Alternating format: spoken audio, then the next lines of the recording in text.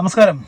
റായാൻ ധനുഷിന്റെ ഡയറക്ഷനിൽ രണ്ടാമത്തെ സിനിമ, ഫസ്റ്റത്തെ ഏതൊരു പാണ്ടി അങ്ങനെ എന്തോ ഒരു പടത്തിന്റെ പേര്, അതിനുശേഷം പുള്ളിക്കാരൻ ഡയറക്റ്റ് ചെയ്യുന്ന ആ പടം കൂടിയാണ് നമ്മുടെ റായൻ.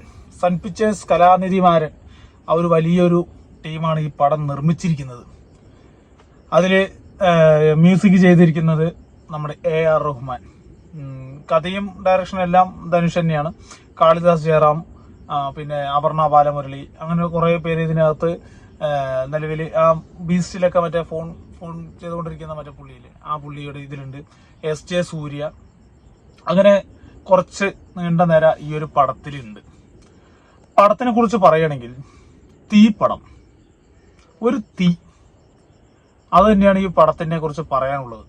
പുള്ളിന്റെ ഡയറക്ഷൻ അത് ഒട്ടും മോശപ്പെടാതെ ഓരോരോ ഫ്രെയിമിലും പുള്ളിന്റെ ആ ഒരു എക്സ്പീരിയൻസ് നമുക്കത് മനസ്സിലാവുന്നുണ്ട്. ഓരോ ഫ്രെയിമിലും നമുക്കത് മനസ്സിലാക്കുന്നുണ്ട്.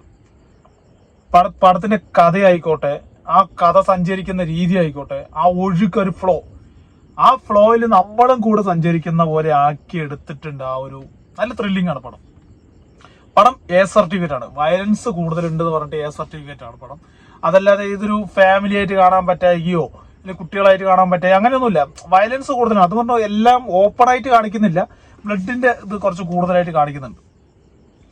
അത് ഫൈറ്റ് സീനുകളിൽ, അല്ല 24 മണിക്കൂർ അത് തന്നെയല്ല. അതുകൊണ്ട് പടത്തിന്റെ A സർട്ടിഫിക്കറ്റ്, ഇത്തിരി വയലൻസ് കൂടുതലായതുകൊണ്ട് മാത്രമായിരിക്കും ചിലപ്പോൾ ഈ ഒരു പടത്തിലെ ആ ഒരു ഇത് A സർട്ടിഫിക്കറ്റ് കിട്ടിയിരിക്കുന്നത്. അല്ലാതെ കുടുംബ പ്രേക്ഷകർക്ക് കാണാൻ പറ്റാത്ത തരത്തിലുള്ള ഒരു സീനോ അല്ലെങ്കിൽ കുട്ടികൾക്ക് കാണാൻ പറ്റാത്ത തരത്തിൽ അങ്ങനെയൊന്നും ഇല്ല. കുറച്ച് അടി വെട്ട് തമ്മിൽ കുത്ത് ഇതെല്ലാം ഉണ്ട്.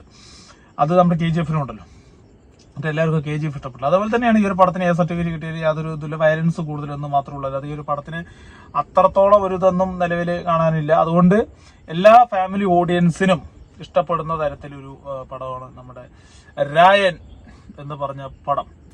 AR റഹ്മാൻ മ്യൂസിക്കിനെ കുറിച്ച് പറയുകയാണെങ്കിൽ പടം തുടങ്ങിയപ്പോ തൊട്ട് ആ ഒരു ലാസ്റ്റ് എൻഡിങ്ങിന് നിർത്തുന്ന വരയ്ക്കും AR റഹ്മാന്റേതായ ഒരു സിഗ്നേച്ചർ ഉണ്ടല്ലോ, ഒരു കോപ്പി അടിക്കാത്ത തരത്തിലുള്ള, അല്ലെങ്കിൽ നമുക്ക് എവിടെ സാമ്യം തോന്നാത്ത തരത്തിലുള്ള ഒരു മ്യൂസിക്, അതിന് 100-ൽ 110% വിജയിച്ചു AR റഹ്മാൻ.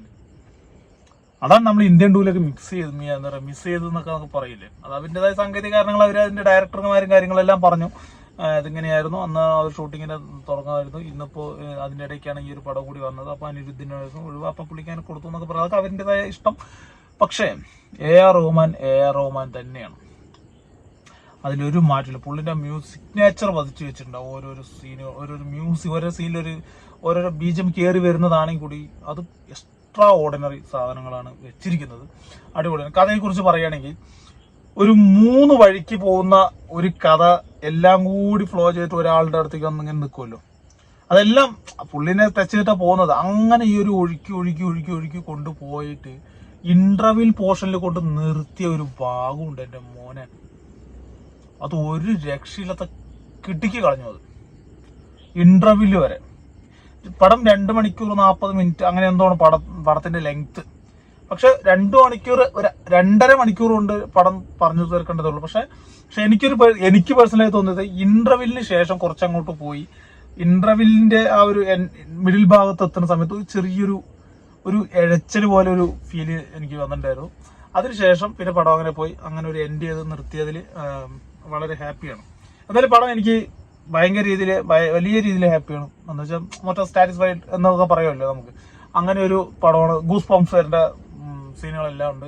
ഒരു ത്രില്ലർ പറയുമ്പോൾ നമുക്ക് ഈ ഓരോ സീൻ അടുത്തത് എന്താണ്, ഇനി എന്തോ ആ ഒരു ത്രില്ലിംഗ് ഉണ്ട് ഉള്ളിന്റെ ഉള്ളിൽ.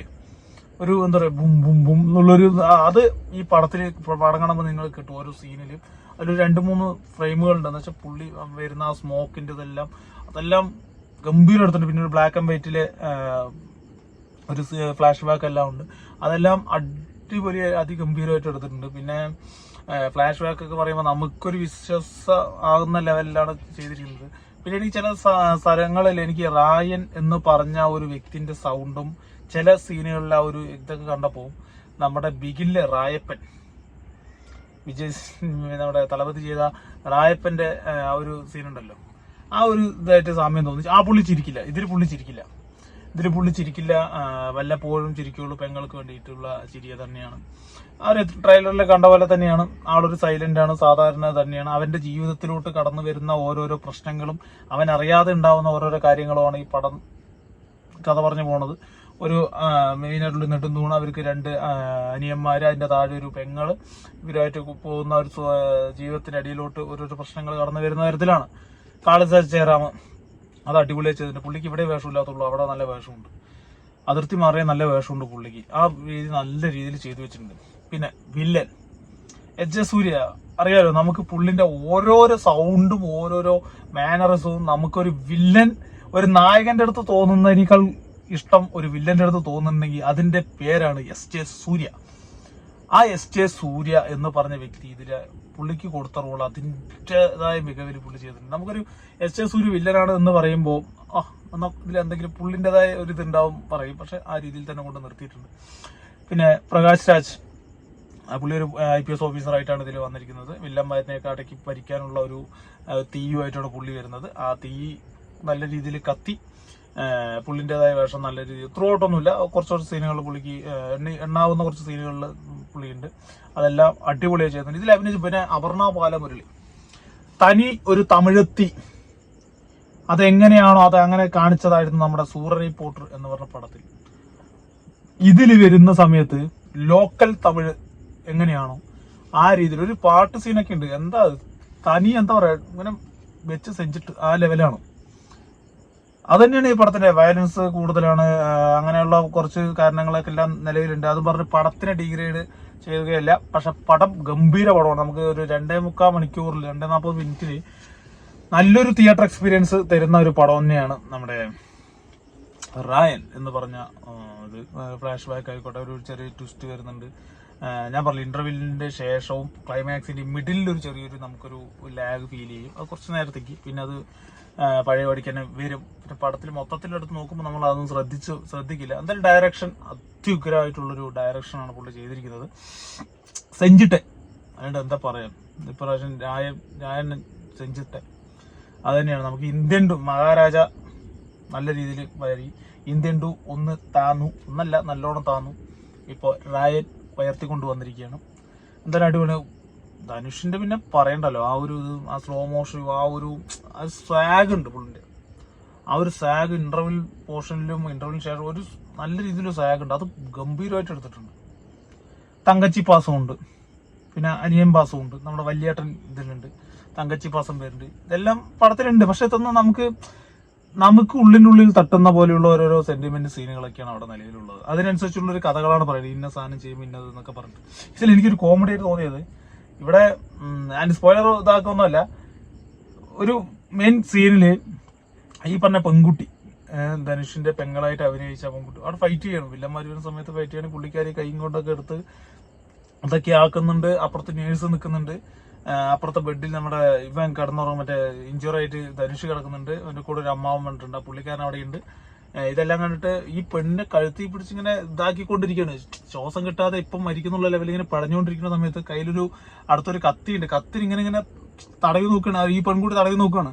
ഇതെല്ലാം കണ്ടിട്ട് ചെവിയും പൊത്തി നിൽക്കുന്ന നേഴ്സ് അപ്പുറത്തുണ്ട്. പുള്ളിക്കാരി എന്ത് ചെയ്യണം എന്നാൽ പിടിച്ചു മാറ്റേണ്ട ലെവലിൽ പുള്ളിക്കാരി ഓടിപ്പോയിട്ട് അതിനെ ആ ഒരു കത്രികനെ ഒറ്റ തട്ടുകടത്ത് കയ്യിലവിടേക്ക് ആക്കുക. എന്നിട്ട് അവളെ അതെടുത്തിട്ട് കുത്തുക. അതാണ് എനിക്കൊരു കോമഡി. കാരണം എല്ലാവരും സീരിയസ് ആയിട്ട് നിൽക്കുന്ന സമയത്ത് ഇവിടെ ഓടി വന്നിട്ട് കത്തി കണ്ടിട്ട് അതെടുത്തിട്ട് കുത്തിയ പ്രശ്നം തീർന്നു. പക്ഷെ പുള്ളിക്കാരെ തട്ടി നോക്കിയപ്പോൾ തിയേറ്ററിൽ മൊത്തം ചിരി തട്ടിക്കൊടുത്തപ്പോഴേ.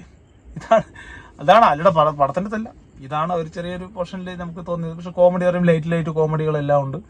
എന്തായാലും പടത്തിന്റെ മ്യൂസിക്കാണ് വേറെ ലെവല്. ആ ഒരു ഉസീർ ഇപ്പൊ അറിയാലോ, ഇപ്പൊ നിലവിൽ ആ ഒരു പാട്ട് ട്രെൻഡിങ്ങും, ആ ഒരു ട്രെൻഡിങ്ങിന്റെ ആ ഒരു സോങ്ങും ആ ഒരു കൊറിയോഗ്രാഫി എല്ലാം അടിപൊളിയാണ്. Action scene അത്യുഗ്രമായിട്ടുണ്ട്.